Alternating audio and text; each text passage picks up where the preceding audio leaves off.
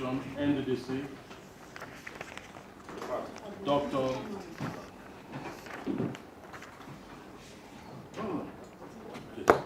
Okay, thank you very much. The Acting Executive Director of Finance and Administration, Niger Delta Development Commission, Dr. Chris Onyeda Amadi,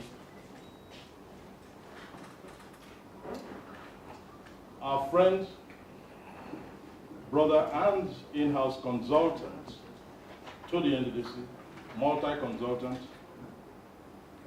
my deputy director,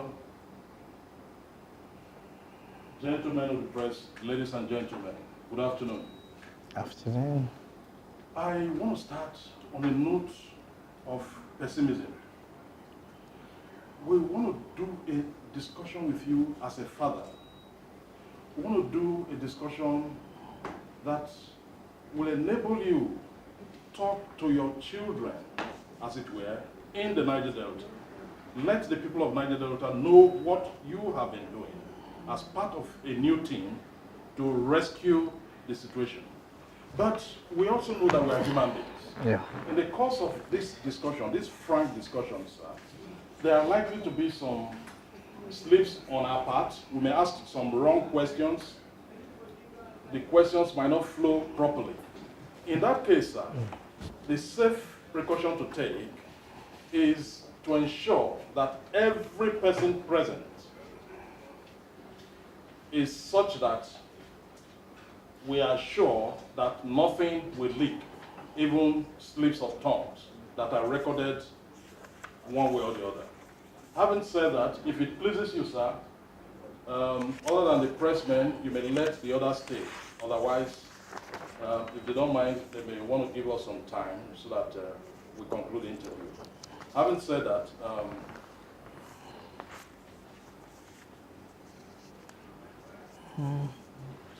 I think we can go ahead. I'm comfortable. okay, great, good. The EDFA, of recent, only last night, there was a broadcast on Patrick Oke and Associates flagship program, NDDC Today, that elaborated on some of the measures your new team, the team of which you are part, have been taking to take the Niger Delta to a higher level. We are here today to give you an opportunity to expatiate on such measures, in particular from your vantage position as the first Executive Director, Finance and Administration of the Commission, who is a specialist in finance, who has a doctorate in development finance. We want to anchor those questions, sir, especially on your first promise to the people of the Niger Delta, that you will be concerned with unsolicited payments to contractors owed under 10 million naira. First, no, you started by 10. Under 10 first, and you've stepped up to under 20 million. With this premise, I want to leave the court open to my colleagues. Start, introduce yourself, your medium, your name, and do your questions around that, and the framework you have on your hands. Thank you.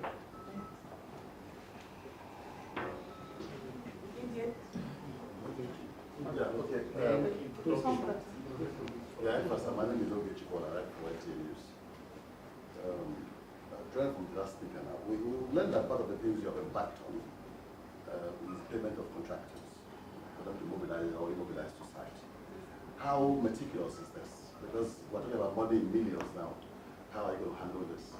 Particularly with the timelines of what you have set to achieve, and then the contractors to the quality of work they're expected to deliver to Nigerian people. So how do you do that? Good afternoon, gentlemen of the press. Upon our assumption of office, the Professor Nelson Brown Baifa-led team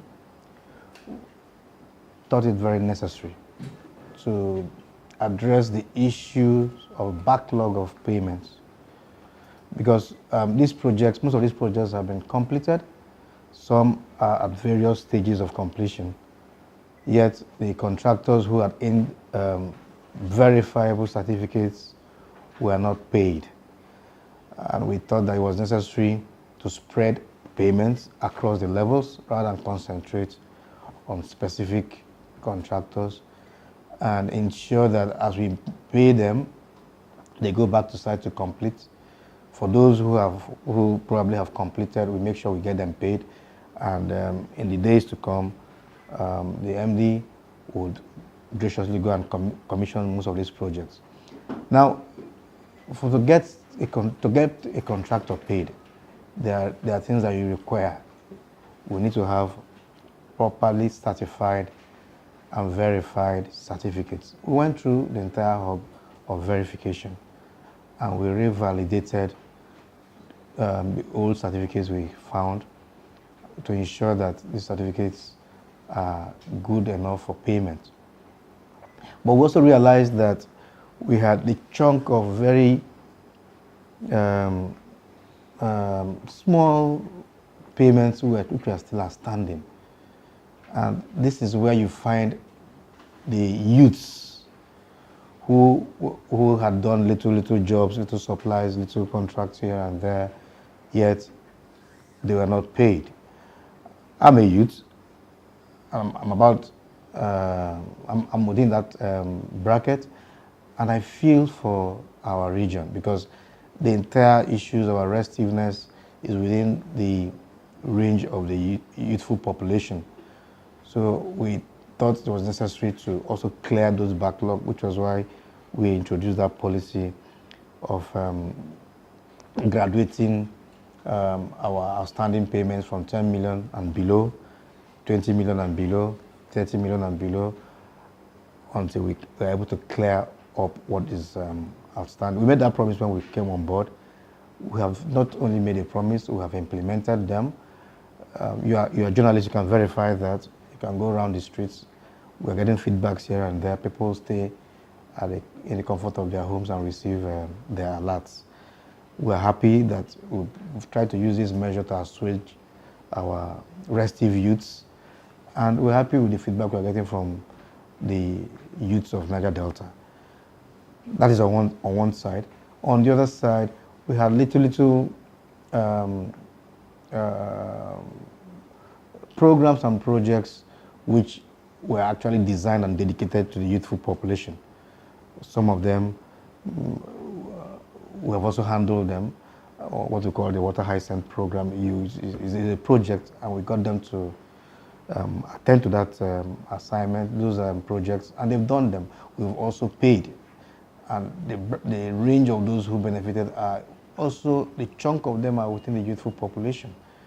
And all is just a strategy to address the restiveness or the potential restiveness that may emanate from the region. That is also not to say that we're not addressing the payments of the huge contractors who are handling other projects. So in all, we're committed to addressing peace in the region and pursuing infrastructural development. That's the policy thrust of the Brambaifa-led team. Okay, sir. EDFA, sir. My name is Grace Ekan. I report for Channels Television. Okay. Sir, you just talked about paying contractors. We have some mega projects that are above 20 million. And those mega projects need attention in the Niger Delta region. Like we have link roads, but they are virgin roads and the rest of them.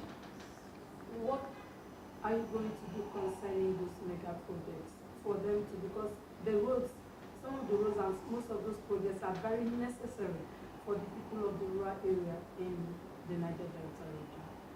Are those contractors exempted from payment now? If you listen to me very well, I said that we are not only addressing the smaller payments, we are also addressing the mega project contractors. In fact, just this afternoon, the contractors handling Nembe, is it Nembe or Bia? Ogbanembe Road, which had just been completed, Messrs. Cetraco. The team just left my office and they were showing surprise that they got their payment without even knowing anybody here. And that is the way we want to go, and that's the way we are going. We have just, I concluded, the essence of the meeting was arranged for commissioning of that project. So the MD is desirous to commission the project, even though we think that there are a few spurs that need to be added to make sure the project gets addresses some other needs we identified in course of inspection. But the issue is that we are paying mega project contractors, we are paying medium project contractors, we are paying the small project within the limits of available resources. That's the emphasis I'm making. You don't need to know anybody here. That's the emphasis I'm making. Just do your job, and whatever we can do within the limits of available resources, we will do. Thank you. EDFA, my name is Ifat. I work with corporate affairs. All eyes are on the new management team to roll out their plans of action.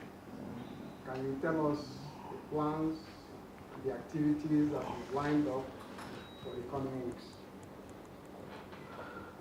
Yeah, we're about 2 months old. We thought that it was necessary to clean up backlog, do some restructuring within the system for strategic planning. We had done that. The MD, upon resumption, we tried to do some structural changes, and we have also shared some ideas we have with management. We intend to ensure proper coordination of activities within the region. Beyond sharing those ideas, we've started a few things. We're engaging the multilateral agencies. We realize that what we have is not enough to address the need of our people. We cannot, NDDC as an entity alone cannot fund the developmental needs of the Niger Delta people. So it is imperative to, as much as possible, engage with other agencies, development partners in different areas and attract them to come to the region. So we have taken on that. We have actually met with some multilateral agencies, and we've gotten firm promises for partnership in different areas. As I speak to you, in 2 weeks' time, first week of April, 3 weeks' time, first week of May, in 3 weeks' time, we will be engaging the mayor of the city of Houston, which we have designed. We have been talking, and we have our people also engaging them in different areas of collaboration, in education, in healthcare. In fact, we have promises from their authority to send in some medical equipment, which NDDC will facilitate. We're not paying for them, to the region, and this we intend to distribute to various healthcare facilities. We're also looking at linkage programs, educational programs between ourselves in our region and universities in that city. We have areas of similarities. It's an oil city, so we have investors who have also indicated interest to invest in the region. So we think we're doing a couple of all of that. We had meetings with ICRC because we are proposing some partnership, some PPP with some investors. I think all of these in the days and weeks to come will be more specific. I'm just speaking generally so you understand that we have designed what we think we should do. From next week, the MD is embarking on a tour of our partner universities in the UK. We have our Niger children who are on scholarship in various schools in the world. And upon resumption, we identified that there were issues in some of those relationships. So the MD is going to visit some of the universities to rectify those issues and make sure we strengthen that relationship of our scholars, with our scholars and the universities where they are currently studying, because we identify the importance of proper skill set, which we think is what is required, is the next oil in the next generation of our people, and to actually leapfrog the kind of development we think we expect for the region. Good afternoon. So we're actually visiting Oxford, we're visiting Coventry, we are visiting some other universities in Manchester, where we're already having strained relationship before we came in. So we're going to strengthen that up and make sure our scholars have the best of the opportunity to be properly educated and come back with the right skills set to develop our area. All right, sir. Thank you very much. Please, sir, my name is Obi, and I represent Patrick Associates. Okay. I would like you to describe the result of the impact of the previous collaboration with international agencies, and what will you do differently from what we have done? One thing is to think through a policy. The other one is to really follow through. So it's not about thinking through and saying it. Like the person who did the introduction said, my area is development. And if development finance is about multilateral agencies, and I know the effect of such collaboration.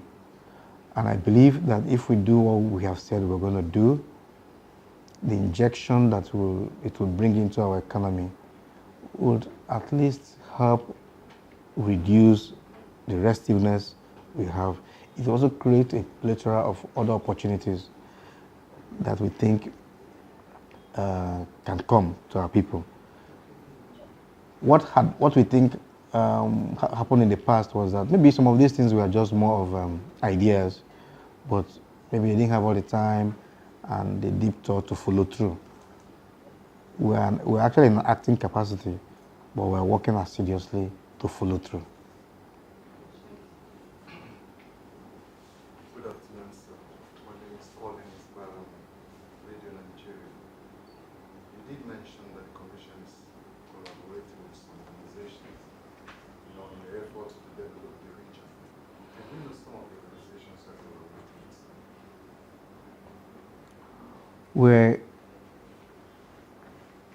We're in touch with, we're actually on invitation by the Mayor of Houston.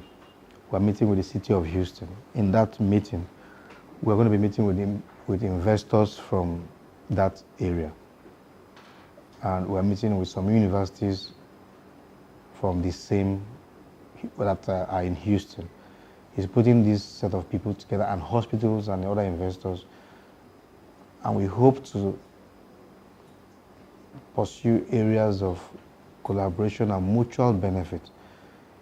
If we're doing anything with any educational institution, the expectation should be mutual.